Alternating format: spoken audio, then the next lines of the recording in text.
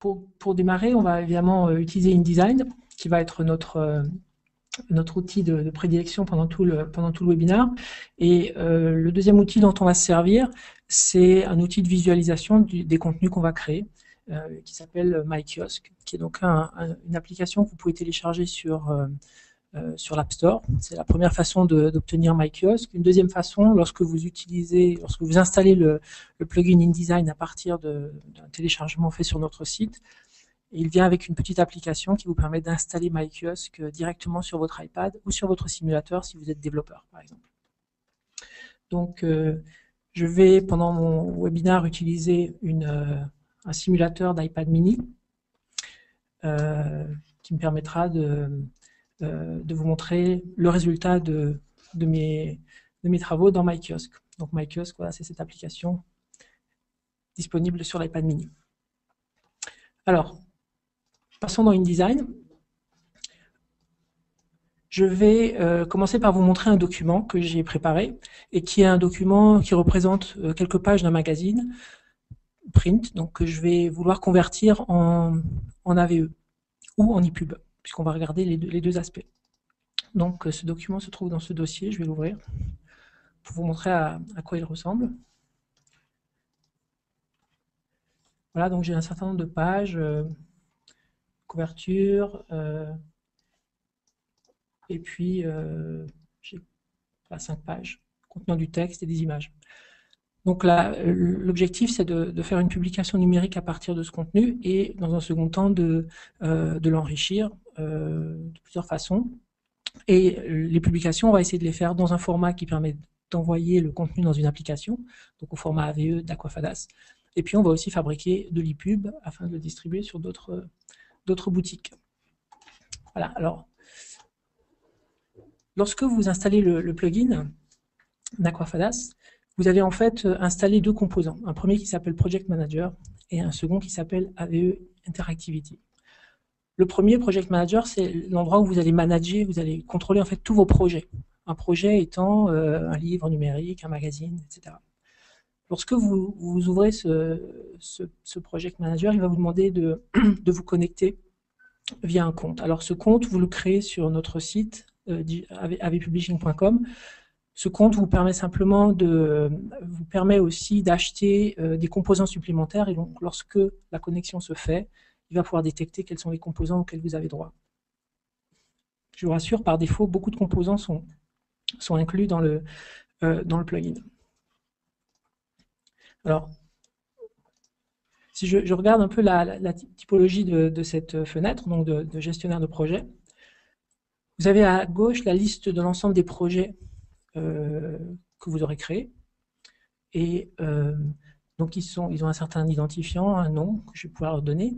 Et puis, vous voyez déjà ici apparaître une notion de type. On y viendra plus tard. Et on supporte deux types de projets, ce qu'on appelle l'AVMag et l'AVPDF. Sous cette liste, vous avez un certain nombre de boutons qui vous permettent, d'une part, de créer un nouveau projet, d'importer, d'exporter. Ça, c'est très important parce que ça permet d'échanger les projets entre collaborateurs, sachant que le projet contient l'ensemble des documents InDesign, des enrichissements, tout ce qu'il faut pour pouvoir reconstituer sur une autre machine exactement la même chose. Dupliquer, une fonction intéressante aussi lorsqu'on a créé un projet dont on veut servir comme gabarit, on va pouvoir simplement le dupliquer et remplacer les textes, les images, etc. Dessous, je vais pas en parler aujourd'hui puisque c'est une fonction un peu plus avancée. En gros, ce qu'on voit ici, c'est la liste des titres et des collections que j'ai créés sur le serveur et donc qui me permettent d'associer un projet à une publication qui va être ensuite publiée sur le serveur. On n'en a pas besoin aujourd'hui. Alors, je suis donc dans la configuration où j'ai un document existant qui vient du print et je vais vouloir créer un projet numérique. Donc, naturellement, je vais me diriger vers l'option de création, donc qui fait apparaître cette nouvelle fenêtre. Je vais donc pouvoir donner un titre à mon projet. Donc, je vais l'appeler style tutoriel. Et là, j'ai un choix à faire, un choix de type de projet. Donc, on supporte deux types. Un premier qui s'appelle AVPDF. Le principe de l'AVPDF, c'est de prendre un document, quel que soit son format, quelle que soit sa taille, etc., et de le restituer sous forme de PDF enrichi. L'autre document, AVMag, je vais en parler plus tard, ça permet en fait c'est plutôt destiné à créer un document à partir de zéro, dans lequel chaque page a la taille du terminal de destination, par exemple un iPad. Donc vous voyez, si je suis en mode AVMag, je vais pouvoir choisir ici une liste de terminaux. Si je me mets en AVPDF, en fait, la liste apparaît aussi, mais elle n'a pas vraiment de sens. Je vais simplement dire que je vais utiliser un document existant. Notez aussi que lorsque je suis en AVMag, je peux choisir quelle est l'orientation de mon projet. Est-ce que je veux faire de l'horizontal, du vertical ou les deux? Lorsque je suis en AVPDF, évidemment, ça n'a pas trop de sens puisque je vais afficher les pages telles qu'elles sont dans le document. Donc ça, c'est le projet que je vais choisir, le type de projet que je vais choisir. Voilà, j'ai donc créé un projet style tutoriel qui est pour l'instant vide. Et vous voyez que j'ai une option qui s'offre à moi, c'est d'importer un document InDesign existant. C'est donc exactement ce que je vais faire. Et je vais aller pointer sur mon dossier pour ouvrir ce document. Voilà, donc le document s'est ouvert dans le fond et je vois apparaître dans la structure de mon projet ce qu'on appelle un article. Donc c'est en fait une colonne qui représente le document que je viens qui représente un document InDesign, en l'occurrence celui que je viens d'importer. Vous voyez qu'il se passait quelques secondes et puis ensuite les miniatures des pages se sont affichées. Donc j'ai une vue extrêmement claire des pages qui sont disponibles dans ce document. Je peux même zoomer sur les pages. Et puis je peux ensuite continuer à rajouter des articles si je le souhaite. Pourquoi est-ce que je rajouterai des articles? Vous verrez plus tard qu'un intérêt d'ajouter des articles, c'est en fait de séparer, et ça c'est des choses qui se font très naturellement dans la création numérique, c'est de séparer un gros document en plusieurs documents. Et donc on le supporte de façon native. Ici on peut fabriquer des articles et on peut même travailler à plusieurs. L'un travaille sur un certain groupe d'articles et ensuite on va consolider, rassembler l'ensemble des articles à la fin. Donc ici je vais travailler avec un seul article. Vous voyez que j'ai un certain nombre de petits menus qui viennent d'apparaître, qui me permettent, ici par exemple, un petit bouton plus me permet de rajouter une page. En général, vous avez des petits indicateurs qui vous disent à quoi servent les fonctions. La croix, évidemment, permet de supprimer une page. Et puis là, j'ai un menu qui me permet de générer, prévisualiser, dupliquer, vérifier l'article. Donc, c'est des fonctions dont on parlera un peu plus tard. Voilà, donc le document s'est ouvert dans InDesign. Et si je vais par exemple sur l'onglet Liens, je vois que j'ai un certain nombre de liens qui sont déjà manquants. Parce que simplement le document, je l'avais déplacé sans faire très attention sur mon disque, et j'ai les liens manquants. Alors vous savez qu'on peut, dans InDesign, faire une édition de liens. On peut aussi le faire à partir du projet de manager, via cette option ici, rééditer les liens du projet. L'intérêt de le faire à partir de là, c'est que non seulement il va éditer le lien de toutes les images qui sont dans le document, ou de tous les médias qui sont manquants, mais il va aussi me permettre d'éditer des choses qui sont pour l'instant invisibles. Imaginons par exemple que j'ai créé un slideshow, donc c'est un diaporama avec 3 images. InDesign n'a aucune connaissance de ce diaporama, donc si les images sont manquantes, il ne va pas pouvoir me l'indiquer. Par contre, le plugin, lui, sait que les images sont manquantes, et donc l'édition de liens va non seulement recréer les liens du document InDesign, mais aussi le lien de tous les enrichissements manquants. Donc je vais choisir cette option, je vais choisir donc le dossier dans lequel se trouve l'ensemble de mes assets qui sont dans le dossier lien ici, et l'opération normalement se fait, il va rééditer les liens de l'article InDesign plus les liens de tous les enrichissements. Si je vais dans le lien, je vois que l'ensemble de mes liens est maintenant correct. Donc ça, c'est une opération assez intéressante et une fonction très puissante pour l'édition de liens. Voilà, alors on va pouvoir, sans plus attendre, générer le document numérique. Donc je vais simplement sauver mon document InDesign pour l'instant. Et je vais utiliser l'option du Project Manager de génération du projet. Donc, je vais générer le projet. Alors là, j'ai plusieurs options. Pour l'instant, on offre le choix d'une génération au format AVE, c'est-à-dire un format qui est utilisé pour publier votre contenu dans des applications et une publication au format EPUB. Je vais commencer par faire une génération AVE pour vous montrer quel est le workflow en fait. Donc, lorsque je choisis générer, il va détecter quels sont les articles qui ont changé. Et il va me proposer de les retraiter si c'est le cas. Donc ici, j'ai un seul article que je viens d'importer, donc il est nouveau. Je lance la génération de l'article. Alors, générer, c'est une opération qui va donc fabriquer un nouveau fichier au format AVE qui contiendra donc des instructions sur les pages, sur les enrichissements qui sont présents, etc. Plus évidemment le rendu de la page au format PDF. Donc c'est une opération qui peut prendre quelques instants, notamment parce qu'on utilise Photoshop pour faire toutes sortes de traitements dans les images. Vous voyez que Photoshop est repassé en premier plan et fait un certain nombre de traitements. Je vais repasser InDesign en premier plan pour suivre l'évolution de ma génération. Donc vous avez des indicateurs qui vous disent un petit peu ce qui est en train de se produire et qui donnent une idée du temps qui reste. L'idée ici, c'est simplement de faire une première génération sans rien faire pour vous montrer en fait quel est le résultat qu'on obtient.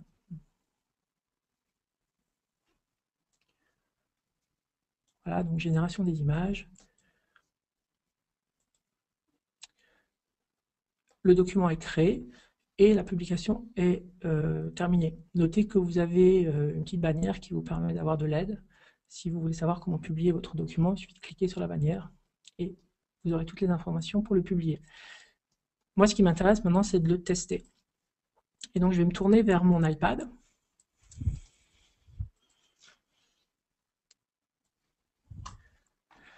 Qui pour l'instant est un peu au repos. Je vais le relancer. Donc, j'utilise en fait une application qui me permet d'afficher sur mon écran ce qui se passe sur un iPad en utilisant AirPlay. J'ai un iPad dans les mains, vous ne pouvez pas me voir, mais je vais activer AirPlay sur mon iPad, recopier l'écran de l'iPad sur mon écran d'ordinateur, et vous devriez maintenant voir exactement ce que je suis en train de faire. Donc là, je suis dans MyKiosk, qui est donc une application qui contient un serveur qui est hébergé à l'adresse IP qui vient de s'afficher dans cette petite fenêtre. Donc vous pouvez avec un navigateur vous connecter ici pour obtenir une interface web qui vous permet d'envoyer des documents vers MyKiosk. Mais on peut plus simplement utiliser le petit bouton de test ici qui va essayer de trouver sur le réseau toutes les instances de MyKiosk qui sont en train de s'exécuter. Vous voyez qu'il y en a un certain nombre ici, dont mon iPad mini. Donc il suffit de le choisir dans la liste, de choisir le format dans lequel je vais envoyer mon document. Il s'agit de ce que je viens de générer, donc un AVE. Voilà. Et donc, vous voyez ici en tâche de fond. Voilà, donc le document qui vient d'apparaître en haut à gauche. Je vais simplement cliquer dessus, appuyer sur le bouton lire, et j'ai simplement donc une visualisation de mon document. Donc là, je suis dans une liseuse, qui est la liseuse AVE d'Aquafadas, donc qui a un certain nombre de fonctionnalités. C'est un peu comme une liseuse PDF, si vous voulez. Pour l'instant, essentiellement, ce qu'on regarde, c'est un PDF. J'ai un certain nombre d'options qui sont disponibles en haut, que je vais pouvoir configurer à partir de la liseuse, éventuellement avoir un bouton d'aide. J'ai aussi un petit bouton qui me permet d'afficher l'ensemble des pages. Voilà, donc très simple pour l'instant. On a simplement fait un PDF dans une liseuse. Voilà, donc gestion des spreads. Voilà. Très bien. Maintenant, ce qu'on va faire, c'est qu'on va ajouter un peu d'enrichissement dans ce document. Et la première chose qu'on va faire, c'est de rajouter un diaporama pour montrer le principe. Donc, je vais placer mon iPad. Je vais me mettre sur une page telle que celle-ci, par exemple. Fermer ça. Voilà. Et je vais choisir d'enrichir cette image pour la transformer non plus en image fixe, enfin pour en faire une image en fait un peu plus complexe, qui est en fait un diaporama. Donc, pour ça, je me tourne vers la palette d'interactivité, que vous n'avez pas encore vue pour l'instant, mais qui contient donc l'ensemble des enrichissements accessibles aux objets de ma page. Alors, cette palette est scindée en deux parties. Une première partie avec des boutons plutôt grisés, qui correspond en fait aux enrichissements qui sont disponibles par défaut dans le plugin. Et puis, une seconde partie qui contient des enrichissements qui sont, eux, activés uniquement si je les ai achetés sur le site d'Aquafadas. Donc, vous voyez par exemple le petit bouton condition ici a un petit caddie qui indique que je n'y ai pas accès, que je vais l'acheter. Par contre, le puzzle est disponible. Il suffit il est coché. Donc moi, ce qui m'intéresse ici, c'est de créer un diaporama à partir de cette image. Donc je vais cliquer sur l'outil diaporama.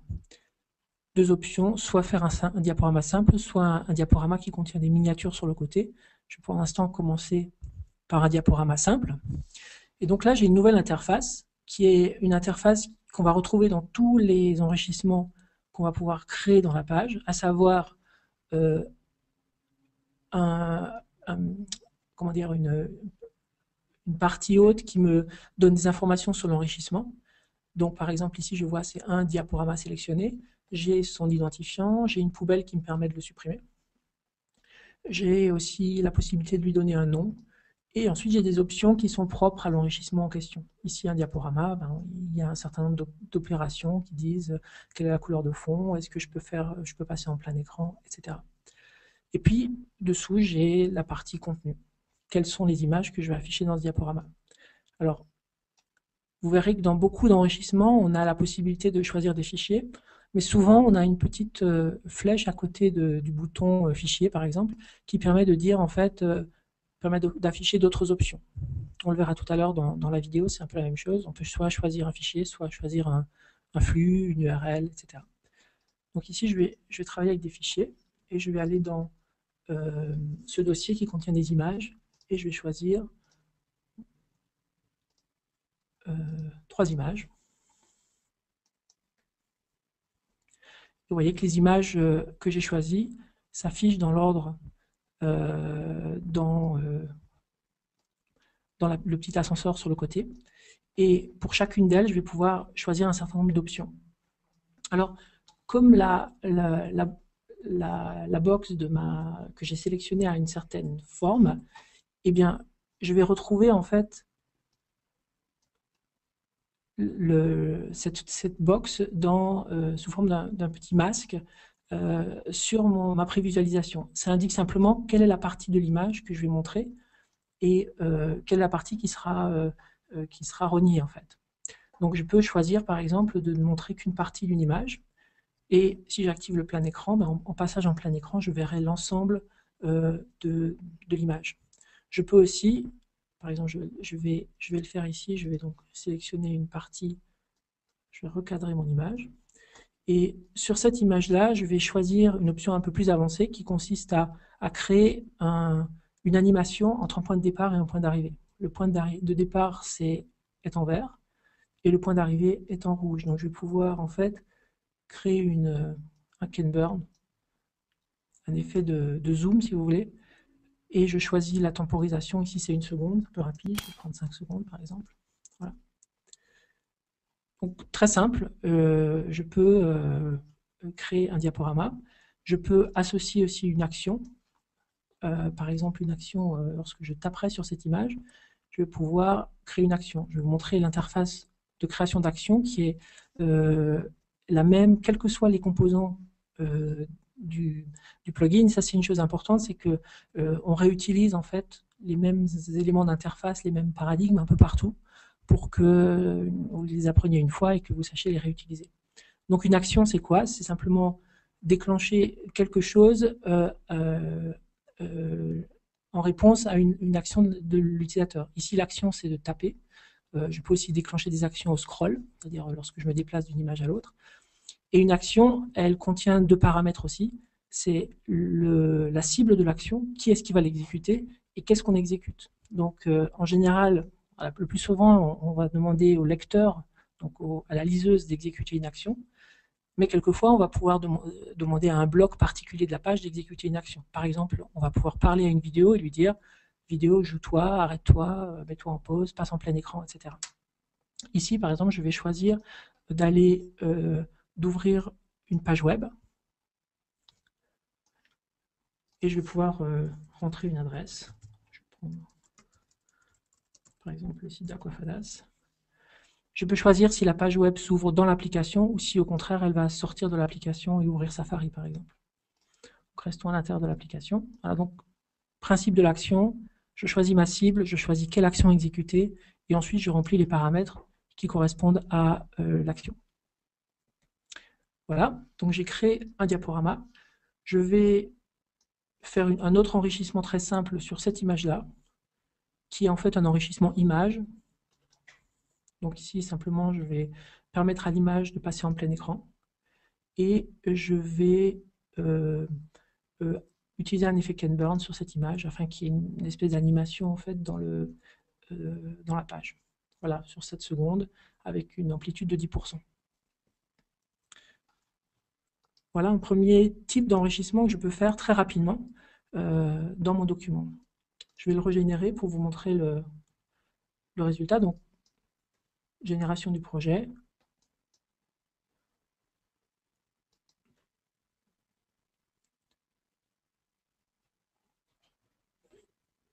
Voilà, donc il y a une première étape qui va consister à analyser les changements et à fabriquer les instructions d'affichage. Et ensuite, une deuxième étape qui consiste à traiter les images. Alors, comme on a rajouté des images via le diaporama, par exemple, ben, il y a des nouvelles images qui doivent être générées, donc ça prend un petit peu de temps.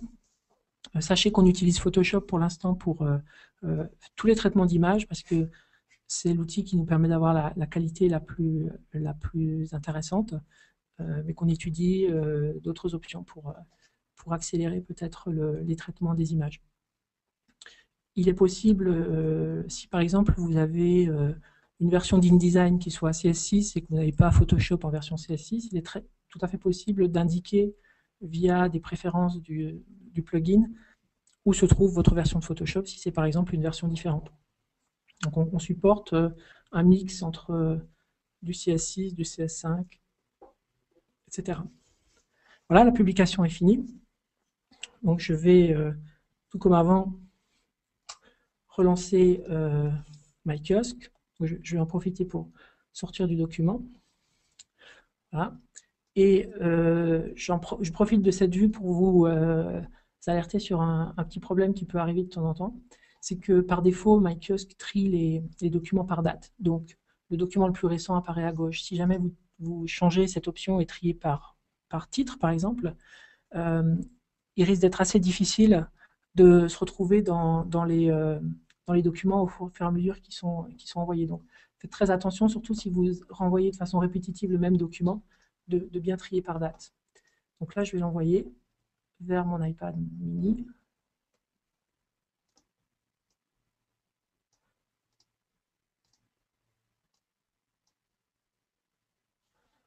Oui, quand tâche de fond, il arrive.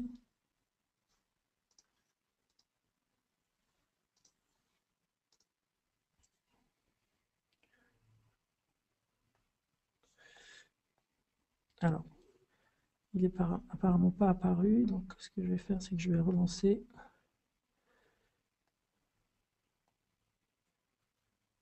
On a fait pour l'instant des choses assez simples.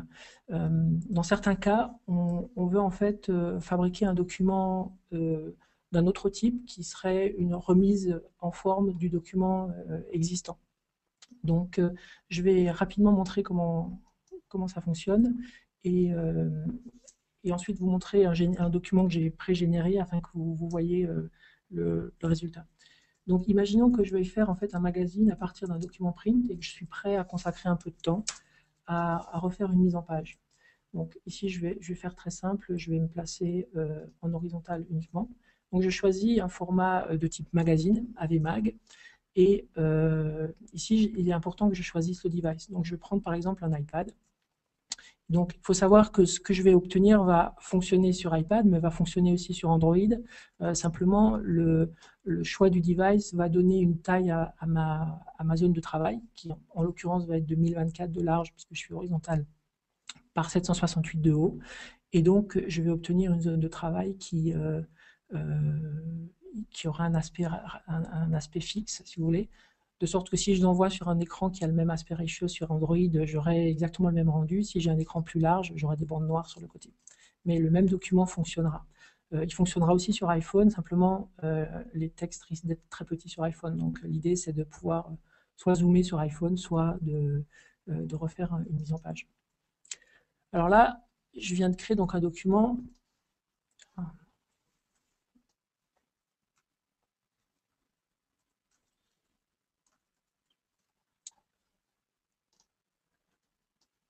Je vais fermer ce document.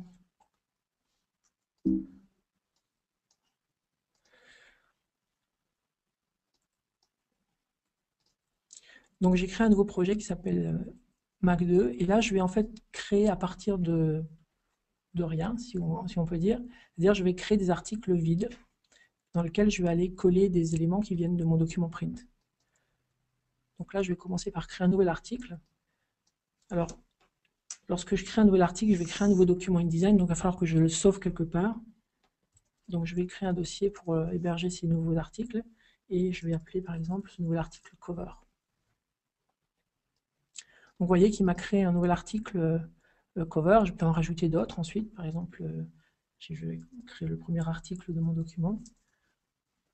Voilà. Donc je vais avoir un deuxième article dans ma structure de projet. Je peux les déplacer, les échanger si jamais j'ai un problème d'ordre. Et maintenant ce que je vais faire, c'est que je vais aller dans ce premier document et je vais coller des éléments qui viennent par exemple de mon document print, puisque l'idée c'est de partir d'un document existant et de travailler avec. Donc je reprends par exemple les éléments de la couverture. Je vais tous les sélectionner et je vais les coller ici. Ah, donc je vais pouvoir faire un travail de mise en forme de mon contenu, par exemple élargir mon image. Voilà, je vais peut-être...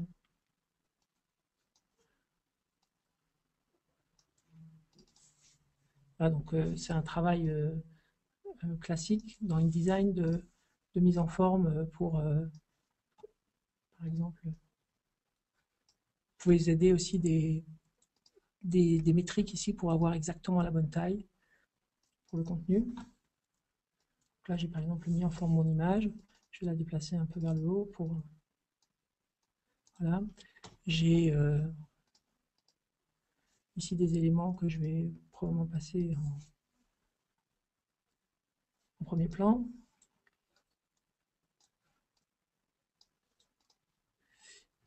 Voilà, donc je vais pouvoir en fait faire une mise en page de la sorte. Et ensuite, je vais le générer. Donc c'est un travail un peu plus long puisqu'on va partir d'éléments existants. Ce que je vais faire, c'est vous montrer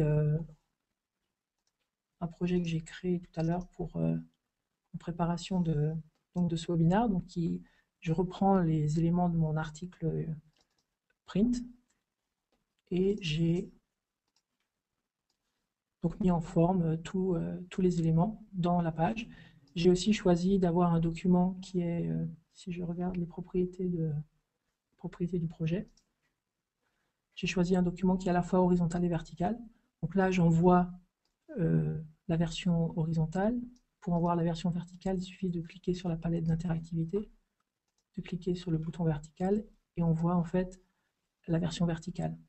Donc lorsqu'on fait de l'édition horizontale verticale, les mêmes éléments sont dupliqués mais liés. Donc si par exemple je rajoute un S à ce texte en horizontal, je vais retrouver la même modification.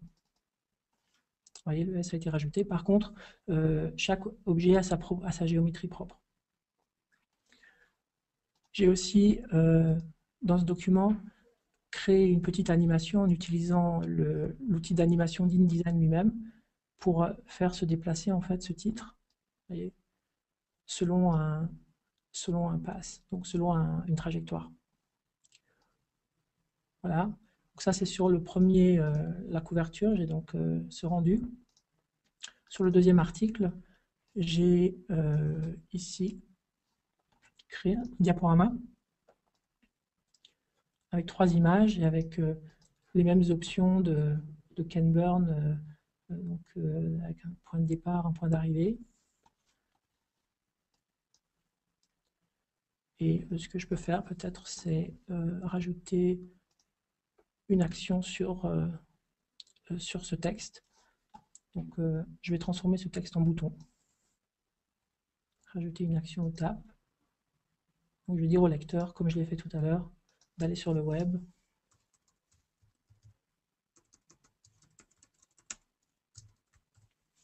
Ah, pardon, ici.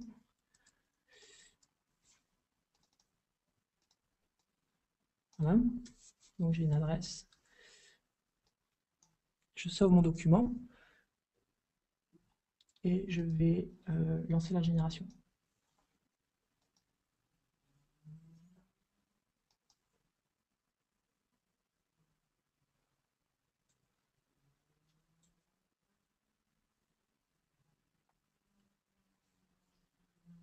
Donc là, il a détecté qu'un seul des 2 articles avait changé, donc il va en fait me générer un seul article, me régénérer, pardon, un seul article.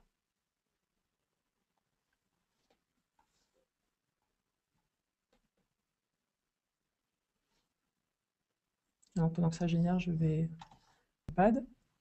Voilà, la publication est terminée. Je vais donc l'envoyer sur l'iPad, iPad mini, qui doit apparaître dans la liste. Envoyer.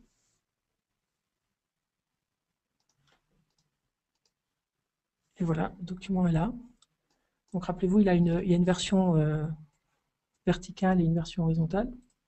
Donc dans la version verticale, j'ai donc ma couverture avec la petite animation du titre. Sur cette image, il y a un Ken Burn qui avait été créé. Et j'ai le slideshow que j'ai créé à cet endroit-là. Alors rappelez-vous, j'avais créé un Ken Burn spécifique pour cette image-là. Et si je clique sur Ultra Yellow, j'ai une page web qui s'ouvre avec le site URL que j'avais spécifié. Donc, si je regarde un peu la structure de la liseuse, je suis en magazine, donc l'interface est un tout petit peu différente. J'ai ici une vue éclatée, si vous voulez, de mon article, qui ressemble d'ailleurs exactement à cette vue-ci, celle de la structure de mon projet, avec un premier article vertical. Donc, le principe, c'est qu'on fait un colonnage des articles.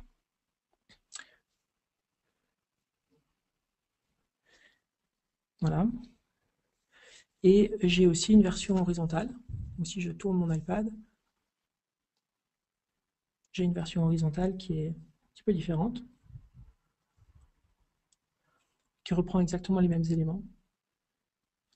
Le diaporama est là également.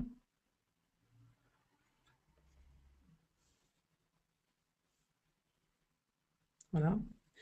Et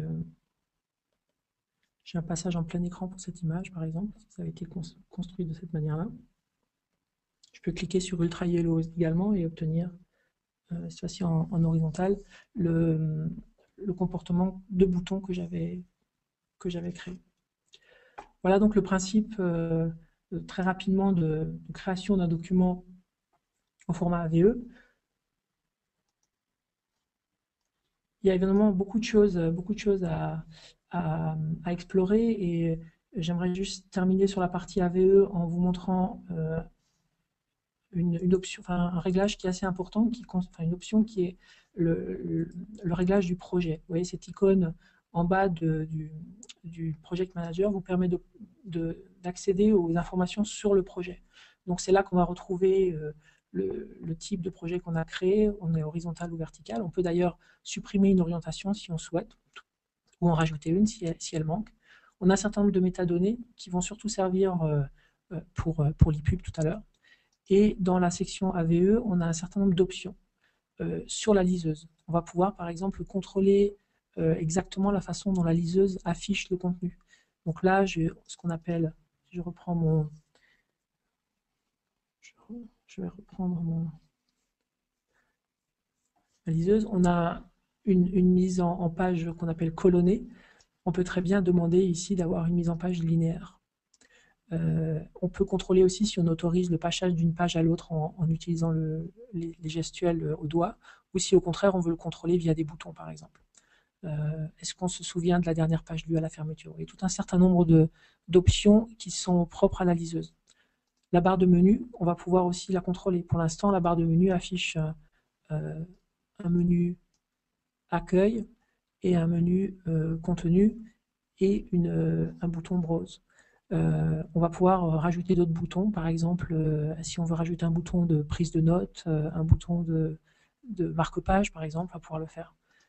De même la barre de navigation qu'on voit ici, on va pouvoir contrôler l'ensemble des paramètres de sa détail, etc.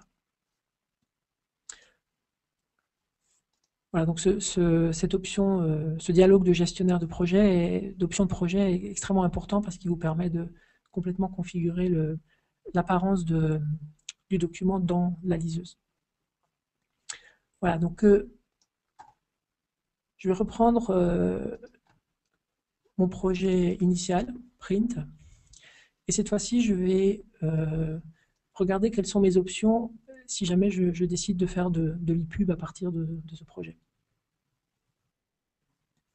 Donc, en fait, je vais pouvoir créer deux sortes d'e-pub à partir d'un tel projet. Si je reprends le dialogue de génération, vous voyez qu'en e-pub, j'ai en fait deux choix. Ce qu'on appelle du fixed layout et ce qu'on appelle du reflow. Alors le fixed layout, pour l'instant, on dit seulement pour ebooks. C'est une contrainte qui va être levée, même si ça fonctionne dans d'autres liseuses. Mais c'est vrai qu'ebooks pour l'instant, ebooks c'est pour l'instant assez sophistiqué en termes de restitution du fixed layout et notamment de certains enrichissements qu'on va pouvoir mettre dans du fixed layout. Donc, je vais pouvoir travailler sur mon document de la même manière que je le fais si je faisais de la VE. En fait, c'est le même document que je vais pouvoir exporter en ePub. Fixed layout, ça veut simplement dire que l'ePub va essayer de reproduire du mieux possible la mise en page qui aura été dessinée dans InDesign, c'est-à-dire reproduire du mieux possible les polices de caractère, la position des différents objets, les images, etc. Donc si je prends ce projet et que je vais pour l'instant retourner dans les pages d'enrichissement, je vais supprimer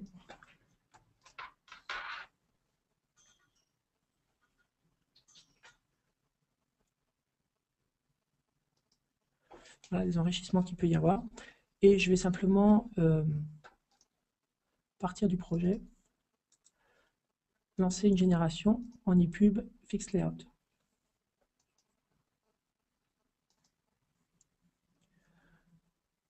Donc c'est le même principe, il va y avoir une génération des articles et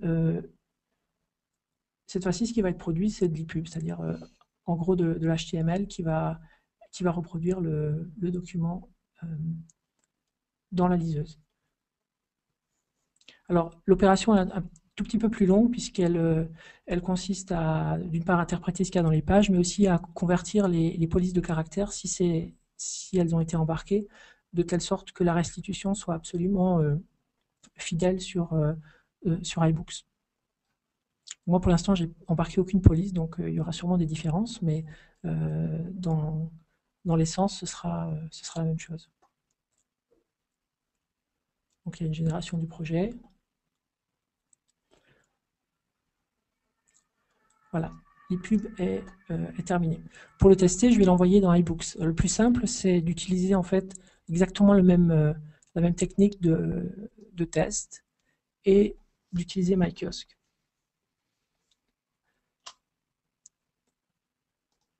Je vais essayer de... Alors, quelquefois, il arrive que le périphérique n'apparaisse pas dans la liste. Il suffit de relancer le test.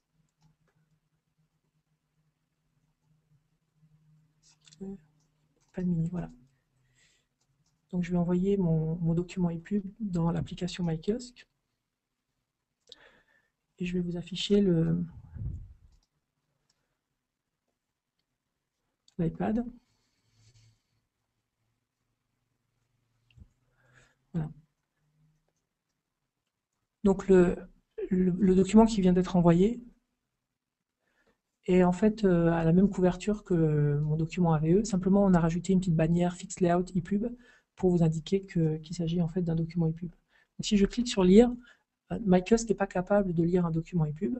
Il va afficher la couverture et via le petit bouton de partage en haut à droite, vous allez pouvoir choisir de l'envoyer dans une application qui, elle, sait lire de l'ePub.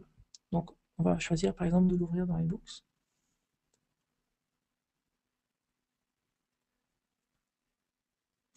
Voilà. Donc là, pour l'instant, j'ai un document qui reproduit relativement bien. Vous aurez probablement noté que les polices de caractère n'ont pas été bien restituées. En tout cas, la mise en page a été entièrement restituée. Et ce qui est très important, c'est que la restitution se fait sous forme de texte. Donc on peut sélectionner les éléments de texte. On peut utiliser le dictionnaire, on peut utiliser toutes les options qui sont normalement disponibles dans un document. Ah, alors là, on a des petits problèmes liés aux fontes qui n'ont pas été utilisées. Pour corriger ça, on va simplement retourner dans le projet, regarder les options de projet et choisir d'intégrer un certain nombre de polices de caractère dans l'ePub afin de restituer au mieux. Alors pour faire ça, il suffit de faire un rafraîchissement à partir du projet. Il va vous afficher toutes les polices qui sont utilisées, il suffit de les cocher. Donc on peut faire tout sélectionner par exemple. Voilà. Appliquer. Et donc là, prochaine génération que je vais faire, je vais obtenir une génération dans laquelle les polices de caractère seront embarquées. J'aurai une restitution absolument fidèle du contenu. Donc je rappelle, tout est restitué sous forme de texte. Donc du coup, les documents sont assez légers puisque les images simplement sont embarquées. C'est l'élément le plus lourd finalement et tout le reste est stocké sous forme de texte. Si je veux rajouter un enrichissement vidéo, je vais pouvoir procéder exactement de la même manière, c'est-à-dire créer mon enrichissement vidéo dans InDesign, l'exporter en ePub comme je l'avais exporté en AVE, et j'aurai la restitution de l'enrichissement vidéo. Donc, on va laisser finir sa génération.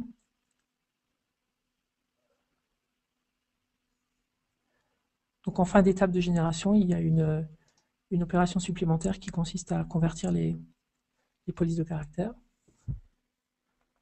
Je vais réenvoyer le projet dans MyKiosque.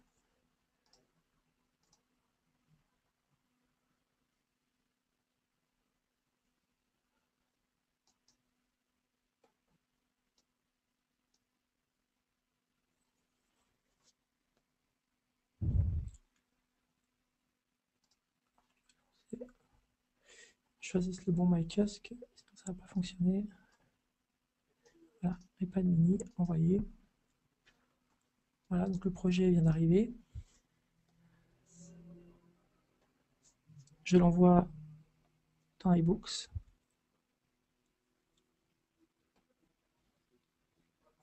Et là, vous voyez que les polices de caractère ont été complètement bien restituées par rapport à mon document de départ dans InDesign.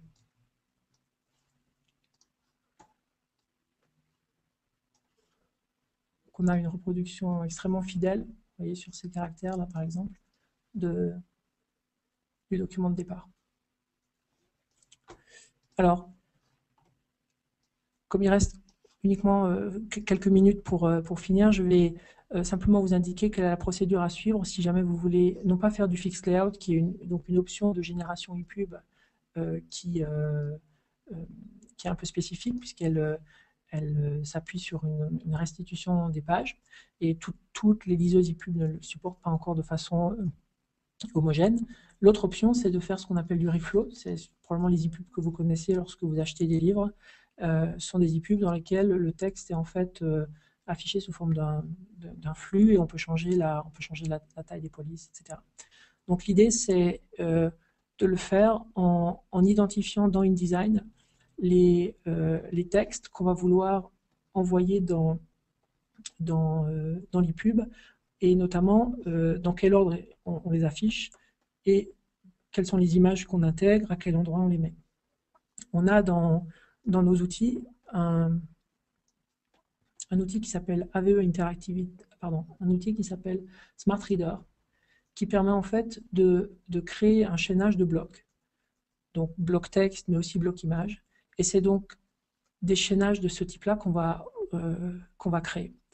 Alors on peut le faire soit manuellement, comme j'ai commencé à le faire ici. J'ai choisi un premier bloc, je peux faire ajouter un élément, sélectionner, pointer sur un second bloc, et de cette manière créer l'ensemble du chaînage. Par exemple, rajouter ce bloc-là, je peux rajouter une image en sélectionnant. Ça peut être assez fastidieux de le faire de cette manière-là, mais c'est une façon de le faire de façon extrêmement propre. Et l'autre façon de le faire, c'est à partir du Project Manager, à partir d'AVE Interactivity, de choisir un outil de création automatique d'enrichissement AVE. Donc là, on va choisir de détecter tous les textes et de créer en fait ce chaînage de façon automatique. Donc c'est une autre option, je ne vais pas la déclencher pour l'instant, mais une fois qu'on aura fait ça, on va pouvoir choisir d'exporter le projet, et cette fois-ci choisir Reflow Layout. Et donc tout ce qui aura été chaîné, tout ce qui aura été intégré dans le flux va être affiché va être utilisé pour générer l'ePub. Et le résultat, je vais vous le montrer dans...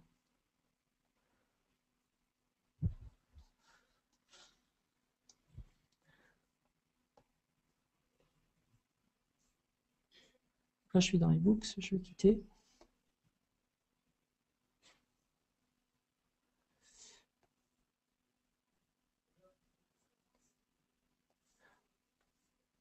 Donc là, j'ai choisi, en fait, à partir de mon document InDesign de départ, de prendre cette image, de prendre le titre également, que j'ai transformé en image, afin qu'il soit restitué de façon graphique, un peu comme il était dans mon document.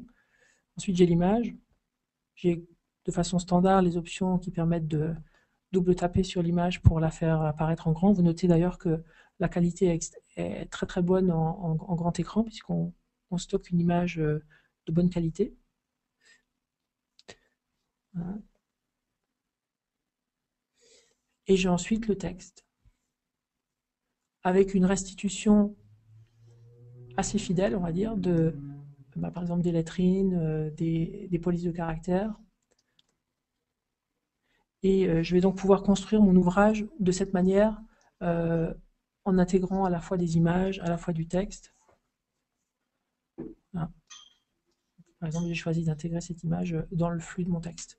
Donc, c'est une autre façon de générer assez facilement de l'ePub à partir d'InDesign, qui demande un peu plus de travail parce qu'il faut créer un chaînage entre les blocs et décider en fait ce qui va apparaître dans le document final.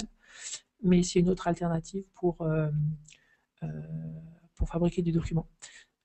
À noter, je ne l'ai pas montré ici, mais qu'on peut, on supporte dans l'ePub les diaporamas, les vidéos, les animations HTML. Donc vous pouvez enrichir de façon assez significative vos documents et néanmoins préserver tous ces enrichissements dans votre ePub. Voilà, je vous remercie pour votre patience et votre attention. Sachez que la vidéo a été enregistrée et sera mise en place sur le site web. Et voilà, je vous souhaite à bientôt pour d'autres explorations de notre solution. Merci.